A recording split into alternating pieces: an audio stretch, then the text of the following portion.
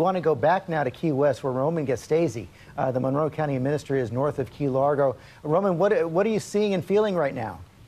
Well, good morning. We're feeling some heavy winds, more like fans. They'll go on for about a minute or two, and then they'll kind of subside some. So we're doing pretty well right now. We did lose power a couple hours ago. We were surprised we had power almost through the night. So we're doing pretty well. We're hunkered down pretty well. Everybody's fine. It's good that you're hunkered down pretty well, and you all did do so much to warn all the residents of the Keys to get out ahead of this. We did, and I think most folks listened to us and saw the strength and the size of the storm, and they went up in the mainland. So we're feeling very good about that. There are some folks left. They're in shelters and in some other locations, and we wish them the best.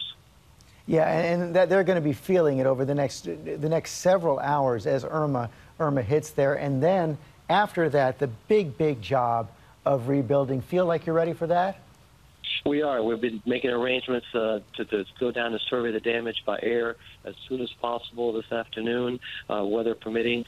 And then we have our public works crews and our contractors have pre-positioned heavy equipment to help clear the streets immediately, and especially the airport runways, so we can get help down there immediately. You need that heavy equipment. I was also talking to Bob Iger, the head of our parent company, Disney, and the kind of precautions they're taking up north at Disney World in Orlando. One of the greatest resources you need during all this are chainsaws.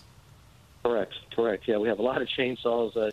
I even have one in my truck ready to go. So we had a couple trees on our way up. But we started the day yesterday morning in Key West and drove up, and already there were some trees down just in the morning. So you can imagine what we're going to see this afternoon. We're seeing the pictures of them right there. Roman, thank you very much for your time this morning. I want to bring Ginger back in an update on the storm. This is it. It's happening now. So the Key West Weather Service office, Bill South, said he was waiting to issue this extreme wind warning. He has issued that extreme wind warning for 115-mile-per-hour gusts. The eye wall is on top of the islands now. It is just coming in. So you're going to see well-constructed framed homes sustaining major roof damage at that level. A lot of shallow-rooted trees going to be picked up and thrown. And you can see it right there approaching almost the center looking, or that right side, Big Pine Key. But still, Key West certainly in that arc of orange, that area, the northern side of this. The northeast side is where you pick up the biggest storm surge. On top of the winds, you could see gusts upwards of 130 miles per hour. It is crucial time right now that everyone is in that interior area,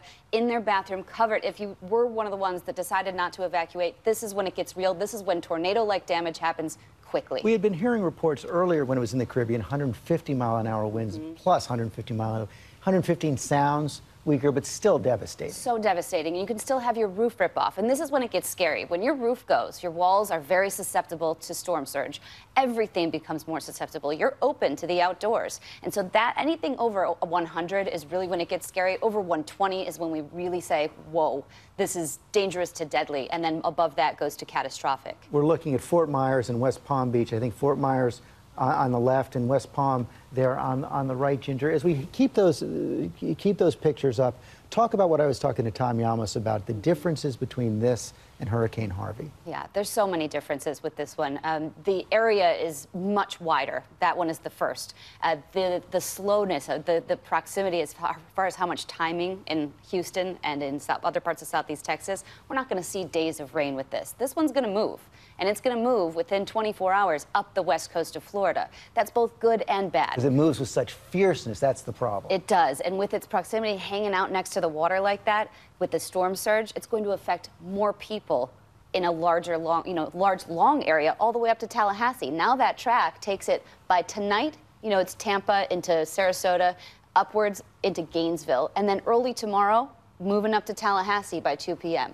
Look at it in Alabama, and eventually it wraps up with another system right over Tennessee and Kentucky, and that's when we'll finally stop talking about it. But this is not a 5-7 day event. It's a much quicker one. And these are back-to-back, and it's led a lot of people to think is, what is the connection between these storm events and climate change? And I think this is a big question that takes probably longer than I have. I don't know how long we have, but one thing that I always think is that you have years like this. 2005, we had Katrina Rita, Wilma, they all made landfall. We've had busy years since, but they haven't made landfall. You can have a very active hurricane season that you don't hear much about because it never makes it to land. Now, as far as how much water can be held in a warmer atmosphere, in a warmer ocean, absolutely has to be some connection there. But I think to make that assumption with a season like this yet, to any individual storm or two in a row, can't be done yet. There's going to have to be real research that gets done. The one other thing that I do keep saying, though, is we have to start thinking about cities, how we plan them, where the water's kept, how we are going to build with perhaps more permeable surfaces. Thinking about that sort of thing as we go forward in time, that is an absolute. It's one of the lessons we learned in Houston, likely one we're going to learn with Tampa as well. I want to go back now, though, to David Muir in Naples, expecting such a hard hit later today.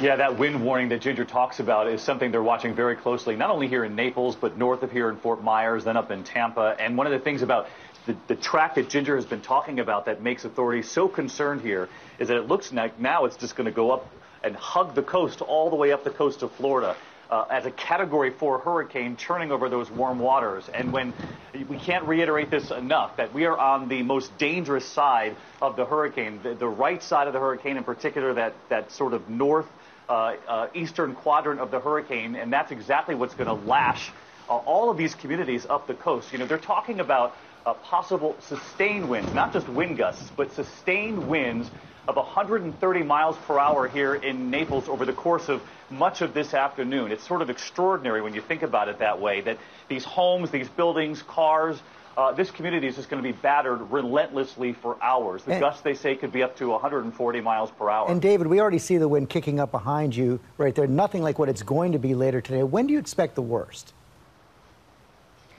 Right now, given the forecast model that just came out this morning, they're expecting the worst between 2 and 5 p.m. And then the backside of the storm will still feel those winds for several hours into the evening. As Ginger points out, this is going to be an all-day event. But right here in Naples and then in Fort Myers, I'm expecting the wind gusts and those sustained winds to last between 2 and 5, 2 and 6 here. And then you've got to think Fort Myers and Tampa, the Sarasota area, are all going to feel it for the next few hours after that into the evening. The whole West Coast all day long. David Muir, thanks very much. Hi, everyone. George Stephanopoulos here. Thanks for checking out the ABC News YouTube channel. If you'd like to get more videos, show highlights, and watch live event coverage, click on the right over here to subscribe to our channel. And don't forget to download the ABC News app for breaking news alerts. Thanks for watching.